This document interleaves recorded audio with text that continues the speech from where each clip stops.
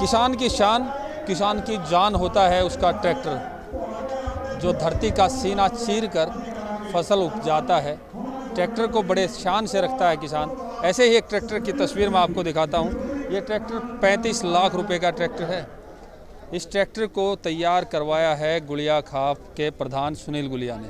इस ट्रैक्टर की खासियतें मैं आपको दिखाता हूँ। ये देखिए फ्रंट टायर, सबसे पहले मैं आपको फ्रंट टायर्स दिखाता हूँ, बड़े चौड़े, और एक टायर की जगह दो टायर लगवाए गए हैं। आप ट्रैक्टर के फ्रंट की बात करेंगे तो यहाँ पर देखिए ये हॉर्न है, ऊपर से नीचे तक जाएंगे, पहले छोटा फिर बड़ा, उससे बड़ा 6 हॉर्न लगाए गए हैं। सामने की आप फ्रंट ग्रिलिंग देखिए, पूरी तरीके से मजबूत और मस्कुलर ये ट्रैक्टर है। देश की शान तिरंगा इस पर लहरा रहा है, देश की एकता और समृद्धि का प्रतीक है। गुलिया खाप के प्रधान सुनील गुलिया ने गुलिया खाप की शानो शौकत दिखाने के लिए, खेती किसानी की के जरिए जो किसान अपने ट्रैक्टर को अपनी जान से प्यारा रखता है, उस ट्रैक्टर की शान दिखाने के लिए हम सीधे गुलिया खाप के प्रधान सुनील गुलिया से ही बात करेंगे और वो चलते चलते हमें दिखाएंगे इस ट्रैक्टर की शानो शौकत, कैसे ये ट्रैक्टर तैयार करवाया, क्या मकसद है इस ट्रैक्टर के। आप हमें चलते रहिए और बताते रहिए। ये धनखड़ साहब ट्रैक्टर तो आपके सामने है, खासियत इसमें अनेकों हैं। ये एक आकर्षण का केंद्र बनाया हुआ है। और रही बात इनकी बनवा, ट्रैक्टर में है क्या, कैसे आपने तैयार कराया? क्योंकि मैं देख रहा हूँ सामने भी 2 टायर, पीछे भी 2 टायर, अमूमन होता है एक ही टायर है। ये हमारा किसानों का एक मतलब, ये हम आप दिखाना चाहते हैं कि भाई हमारा किसान भी संपन्न है, लेकिन ये हमने अपनी खाप के लिए बनवाया है। ये हमारी खाप की पंचायती जो काम होते हैं वो हम इसके माध्यम से इस पे बैठ के, ये हमारी खाप का शक्ति वाहन है। हमारी खाप का एक हमारी खाप का की शक्ति को दर्शाता है। शक्ति वाहन में आपने क्या क्या अलग करवाया? जब कंपनी से आया होगा तो ऐसा नहीं होगा जरूर, आपने तिरंगा भी लगाया। अभी तिरंगा तो मेरे भारत माता की एक शान है, भारत की। ये तिरंगा हमारा राष्ट्रीय ध्वज है हमारा। ये हॉर्न्स हैं जो ये भी हमने नए लगवाए हैं। फिर उसके बाद ये लाइटिंग है, जो ये लाइटें भी इसकी नई लगवाई हैं अलग से। ये टायर हैं इसके, ये टायर भी। ये हमारा एक हमारे पास लाइसेंस का वो अपनी राइफल है, वो राइफल रखने का ये जो है, ये राइफल इसमें हमारी रखी जाती है 315 की, वो मेरी लाइसेंसी राइफल है। और यहाँ हमारी एक तलवार है, जोधपुरी तलवार है हमारे पास। ये हमारी खाप की एक शान है, यहाँ तलवार लगाने का काम ये करती है।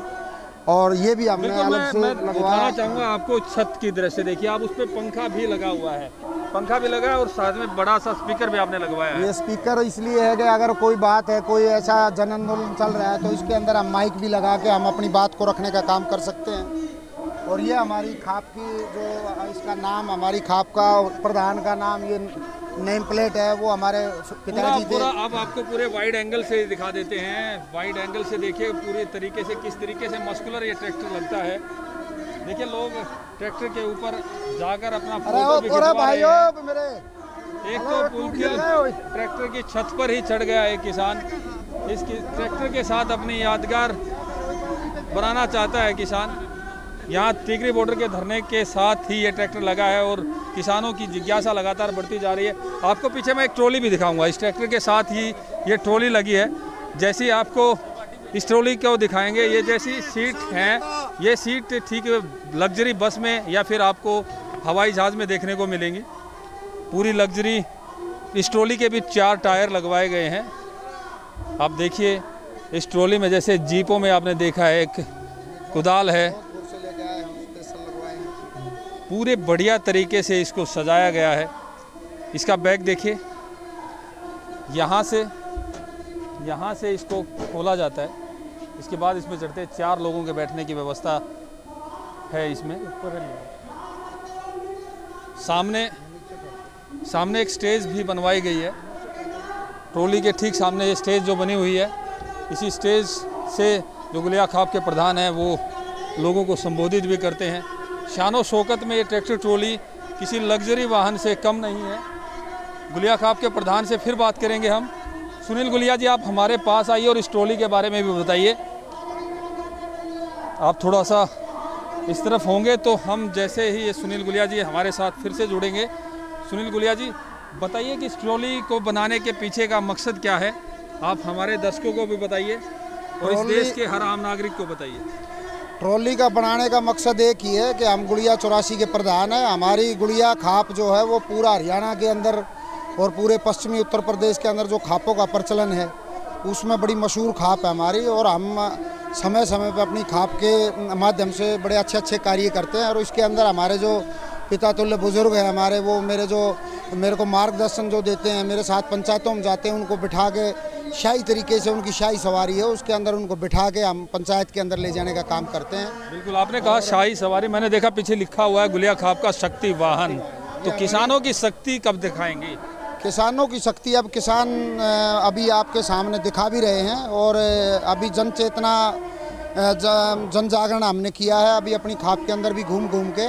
और अभी जन अगर ये जितना टाइम सरकार डिले करती है और किसानों की बात ना मानने का काम करेगी तो बहुत ही जल्द एक बहुत बड़ा जन आंदोलन और हर आदमी के अंदर एक क्रांति पैदा होगी, और फिर सरकार को बड़ी समस्याएं आनी शुरू हो जाएंगी। जब इतना बड़ा लग्जरी ट्रैक्टर देखते हैं, लग्जरी ट्रॉली देखते हैं, तो स्वाभाविक एक सवाल उठता है कि किसान की हालत तो इस देश में दयनीय है। मैक्सिमम किसान 1.5-2 एकड़ का है। कुछ लोग ये सवाल भी करेंगे कि जब एक किसान के पास इतना शक्ति संपन्न साधन संपन्न है तो फिर सड़कों पर क्यों है? देखिए, जो शक करने वाले लोग हैं वो किसान कैसे अन्न पैदा करता है उसको उस चीज़ का ही नहीं पता है।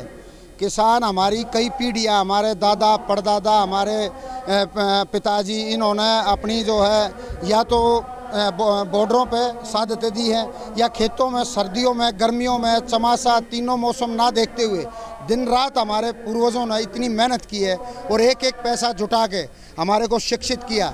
शिक्षा के माध्यम से हमारे भाई हैं जो वो अच्छी नौकरियां भी कर रहे हैं, हमारे भाई विदेशों में भी जा रहे हैं और भी अपने बिजनेस कर रहे हैं। लेकिन ये जो काम है ये सैकड़ों साल हमारी जो पीढ़ी दर पीढ़ी इसके अंदर खप गई हैं। तो क्या आज हम सामर्थ हैं? तो कुछ किसान सामर्थ हैं और ज़्यादा किसान गरीब हैं। तो क्या ये गरीब किसान है ये सामर्थ्य ना होने देने की नीतियां लाने की कोशिश कर रही है सरकार, या फिर जो सामर्थ्य है किसान उस सामर्थ्य किसान के घुटनों को तोड़ने का काम कर रही है कि जो सामर्थ्य हैं उनको भी हम किसी ना किसी माध्यम से गरीब बना के रखें। तो मेरी तो साफ एक ही बात है कि सरकार की जो मंशा है उसका यही है कि किसी तरीके से किसानों को उभरने का काम ना करने दें और इनको कुचलने का काम हम करें। पीढ़ी दर पीढ़ी किसानी खेती करते आए हैं ये लोग, पाई जोड़कर पैसा इकट्ठा किया, बच्चों को पढ़ाया, बाप दादा ने मेहनत की, तब जाकर ये साधन जुटाए हैं। अब इन्हीं साधनों को बचाने की लड़ाई है।